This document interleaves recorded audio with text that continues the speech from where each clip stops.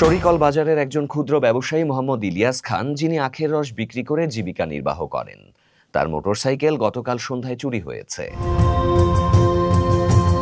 প্রত্যক্ষদর্শীদের তথ্য অনুযায়ী এক অজ্ঞাত ব্যক্তি মুহূর্তের মধ্যে মোটরসাইকেলটি নিয়ে পালিয়ে যায়। ঘটনাটি ঘটার পর থেকেই এলাকায় চোর আতঙ্ক ছড়িয়ে পড়েছে। স্থানীয়রা বলছেন, সম্প্রতি বাজার এলাকায় ছোটখাটো চুরির ঘটনা বেড়ে গেছে। ব্যবসায়ীরা এখন নিজেদের নিরাপত্তা নিয়ে শঙ্কিত। এদিকে বাজারে যারা মোটরসাইকেল পার্কিং করে ব্যবসা করেন, তাদের সতর্ক থাকার পরামর্শ দিয়েছে স্থানীয় প্রশাসন। চোর চক্রকে ধরিয়ে দিতে সবার সহযোগিতা কামনা করেছে এলাকাবাসী।